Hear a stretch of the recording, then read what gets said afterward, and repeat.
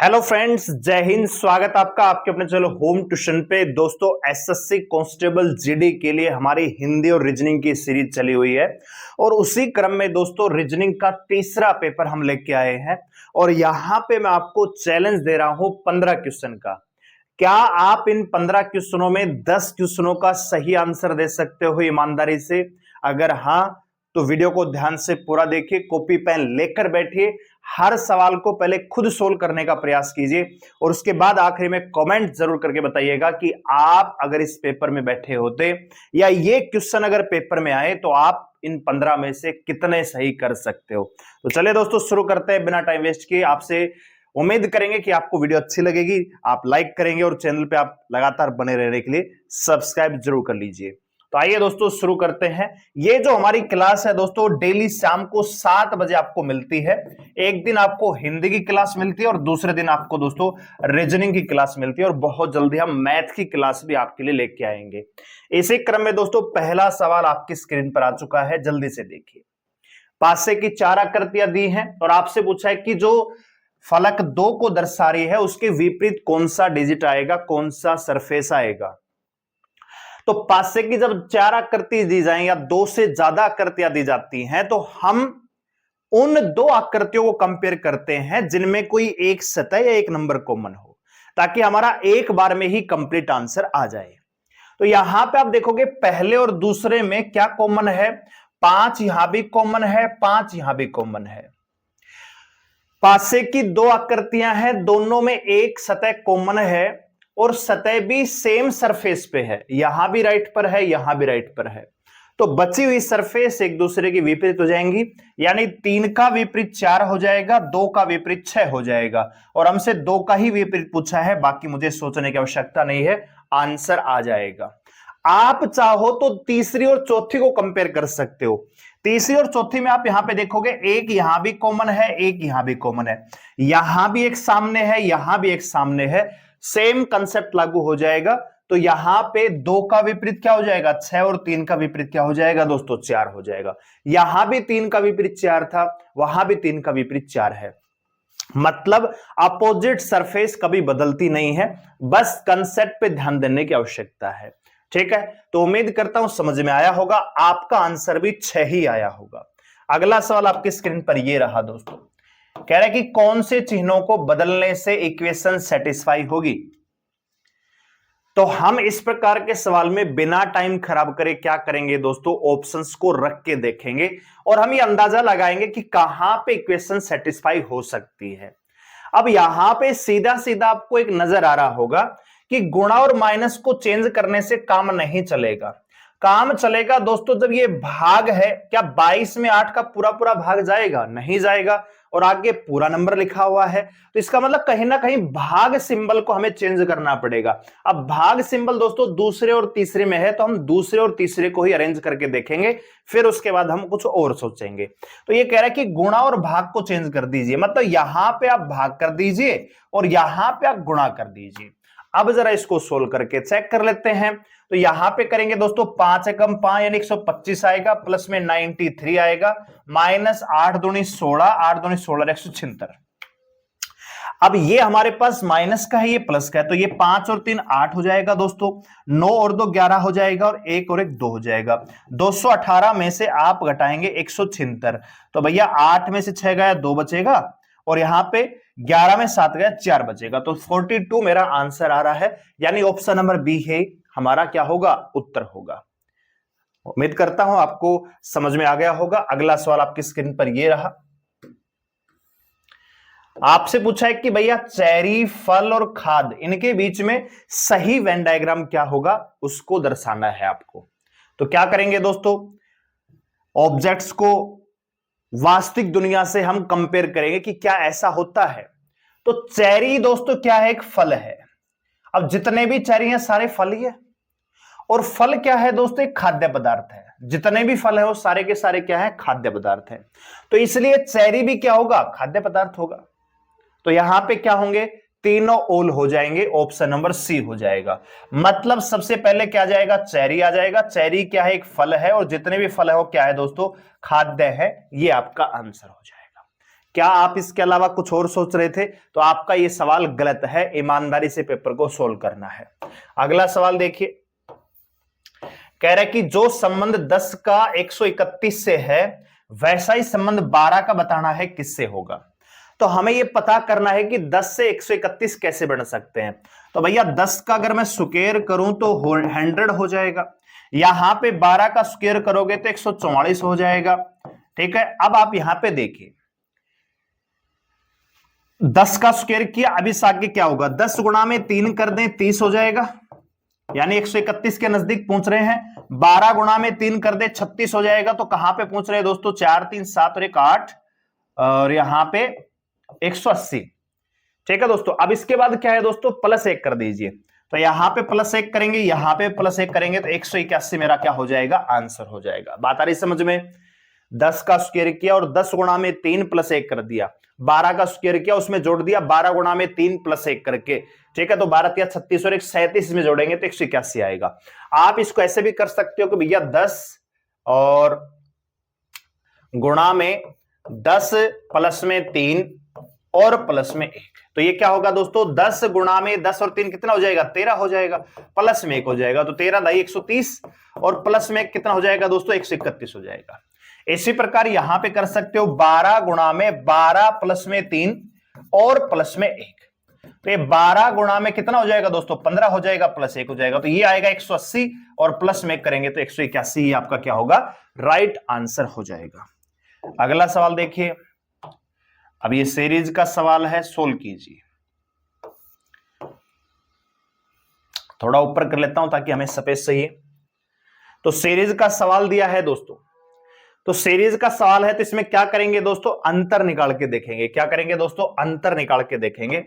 तो अंतर निकालें तो कैसे निकालें दोस्तों, ध्यान से देखिए। ये 301 मैं यहां से हटा देता हूं, ये 301 मैं यहां से हटा देता हूं, 301 को वहां लिख लेते हैं। ठीक है, ये 301 मैंने यहां लिख लिया। अब अंतर निकालिए दोस्तों। क्या वैसे कोई पैटर्न दिख रहा है 21 और 29 में? नहीं दोस्तों। तो यहां पे आप देखोगे अंतर 8 का है, यहां पे आप देखोगे 11 में 9 गई 2 और भैया 3 में 2 गई 1, 12 का अंतर है। यहां पे आप देखोगे 0 6 में 4 गई 2, 20 का अंतर है। यहां पे 3 में गई 2, 9 में 6 गई 3, 32 का अंतर हो गया। यहां पे आप देखोगे 11 में 3 गई 8 बचेगा, 13 में 9 गई 4 बचेगा। यहां पे आप देखोगे 9 में 1 गई 8 बचेगा, 10 में 4 गई 6 बचेगा। इसी प्रकार यहां पे देखोगे 11 में 9 गई 2 बचेगा, 9 का 9 हो जाएगा। तो पहली स्टेप में तो कुछ खास समझ में आया नहीं, तो दूसरी स्टेप में फिर जाते हैं। तो आप देखोगे 8 से 12 हुआ 4 का अंतर है, फिर यहां पे 8 का अंतर है, फिर यहां पे 12 का अंतर है, फिर यहां पे 16 का अंतर है, फिर यहां पे 20 का अंतर है, फिर यहां पे 24 का अंतर है कि नहीं है? 4 से 8, 8 4 12, 12 4 16, 16 4 20, 20 4 24 और 24 4 28, तो इससे आगे नीचे होगा 28 का अंतर। अब पहले 92 में आप 28 जोड़िए, तो 92 में 28 जोड़ेंगे तो 8 और 2 10, 9 2 11, 120 आएगा। 120 जोड़िए 301 में, तो 120 जोड़ेंगे तो यहां पे कितना आएगा दोस्तों, 1 2 और 3। ठीक है, तो 421 इस सवाल का क्या हो जाएगा, राइट आंसर हो जाएगा ऑप्शन नंबर डी। ये नंबर सीरीज का बहुत ही इंपॉर्टेंट सवाल है। ये सवाल दोस्तों दिल्ली पुलिस कांस्टेबल में आया हुआ है, तो आपका आंसर भी 421 आया होगा, मैं ये उम्मीद करता हूं। सेशन को लाइक करके अप्रिशिएट जरूर करिएगा दोस्तों। आइए आगे बढ़ते हैं। सवाल यह है कि प्रश्न आकृति है और उससे संबंधित 4 आकृतियां दी हुई है, कौन सी उत्तर आकृति है जो इसको पूरा करेगी? तो हमें कुछ नहीं करना होता, इस प्रकार के सवालों में ऑब्जर्व करना होता है। पहली चीज, ये स्क्वायर जो है थोड़ा सा इस प्रकार का तो नहीं है, ये बॉक्स इस प्रकार का तो नहीं बना हुआ है। अब मेरे पास 2 ऑप्शन बच गए, ऑप्शन नंबर 3 और 4।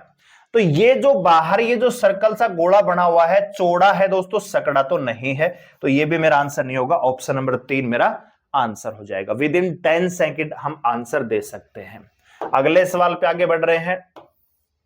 यहां पे आपको क्या दिया हुआ है दोस्तों, एक सेट दिया हुआ है और उसी के जैसा एक सेट आपको और ढूंढना है कि ऑप्शंस में से कौन सा हो सकता है। आपके सामने जो यहां पे सेट है दोस्तों, 8 53 166। अब 8 की क्या कैलकुलेशन करें कि 153 के पास पहुंचे, तो हम कर सकते हैं दोस्तों 8 गुणा में 7 56, -3 करें तो 56 -3 53 हो जाएगा।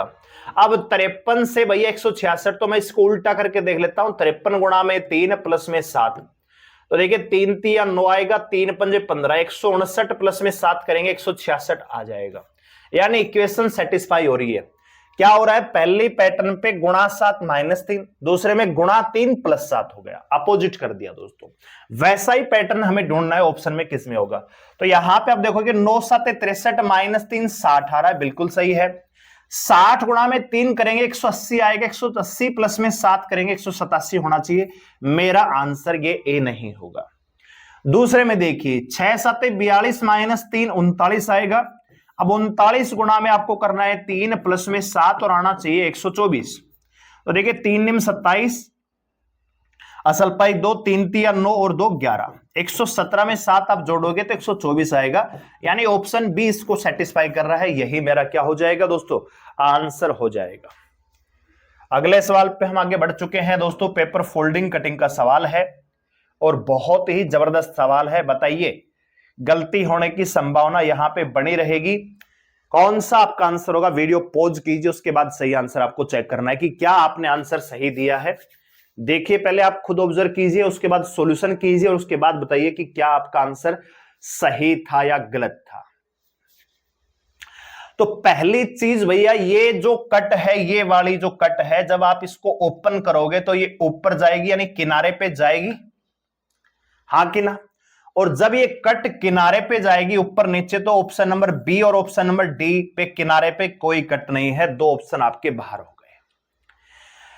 एक और चीज आप जो ऑब्जर्व करोगे कि ये जो ऊपर जाएगी तो ये इस प्रकार की बनेगी, यानी एक बीच में दो ऊपर नीचे कट।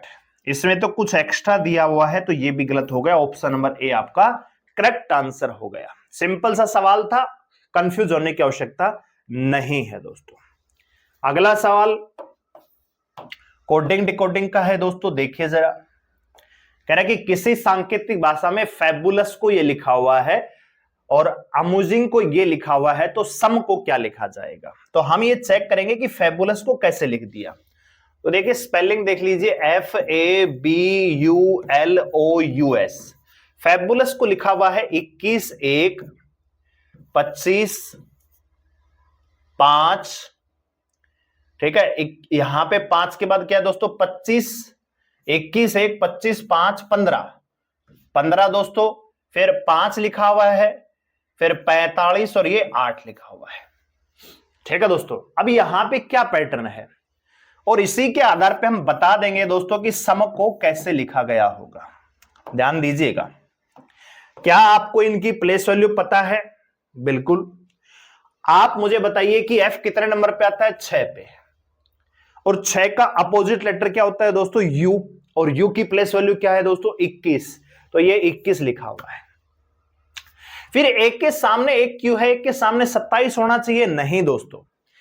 AEIOU, AEIOU ये क्या है दोस्तों, वावल्स है। क्या है दोस्तों, वावल्स। और इनको इन्होंने क्रमशः 1 2 3 4 5 का क्रम दिया हुआ है। देखिए जरा क्या है, कॉन्सोनेंट मिलेगा तो उसके अपोजिट लेटर की प्लेस वैल्यू है, वावल मिलेगा तो इस क्रम में अरेंज किया हुआ है। अब बी देखिए, बी की प्लेस वैल्यू क्या होती है, 2, बी का अपोजिट लेटर वाई, वाई की प्लेस वैल्यू 25, यानी एफ का यू होता, बी का क्या था, वाई था। अब यू क्या आ गया दोस्तों, फिर से आपका वावल आ गया, व्यू के नीचे 5 लिखा हुआ है। एल का अपोजिट लेटर क्या होगा दोस्तों, एल का होगा ओ, और ओ की प्लेस वैल्यू 15 यहां पे लिखी हुई है। इसी प्रकार यहां पे आप देखोगे FABOU LOUS, ओ आता है कितने नंबर पे दोस्तों, यहां पे 4 पे, तो ये 4 इसका लिखा है, एक यहां पे मिस प्रिंट है, ठीक है। यू आता है 5 नंबर पे और एस का आएगा एच यहां पे, ठीक है। तो कॉन्सोनेंट की तो अपोजिट लेटर की प्लेस वैल्यू, वावल्स को क्रम में व्यवस्थित किया गया है। अब एस यहां पे क्या है, कॉन्सोनेंट है, इसका अपोजिट लेटर क्या आएगा, एच आएगा, हाई स्कूल, तो एच आता है 8 नंबर पे, ठीक है दोस्तों।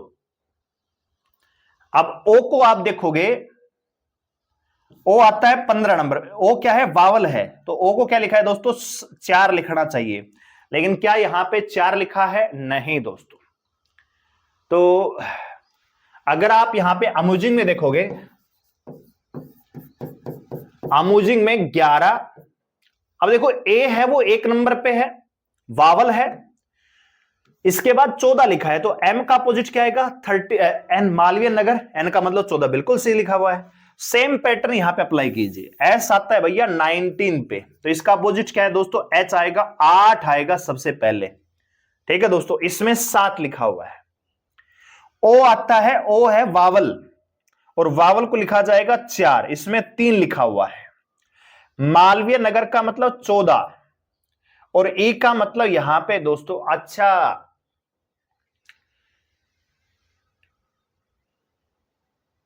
यहां पे भी आप देखोगे दोस्तों, यू जो है यहां पे 5 लिखा है, एस का 8 लिखा है, देखिए 8 भी लिखा है, सेम पैटर्न पे है। आई क्योंकि एक वावल है, 3 लिखा हुआ है। एन का 13 लिखा हुआ है, जी 20 लिखा हुआ है, बिल्कुल सही पैटर्न ये है दोस्तों। लेकिन सम को कैसे कूटबद्ध करेंगे? यहां पे ऑप्शन क्या है दोस्तों? गलत दिए हुए हैं, तो ये सवाल गलत है। इसमें क्या है, सभी बच्चों को ग्रीस मार्क मिल जाता है। ये सवाल के ऑप्शन जो है यहां पे गलत है। सही जो आंसर होगा इसका वो ये हो जाएगा कि यहां पे आएगा 8, ओ का हो जाएगा दोस्तों 4, यहां पे आएगा 14, और यहां पे आएगा ई, क्योंकि एक वावल है तो 2।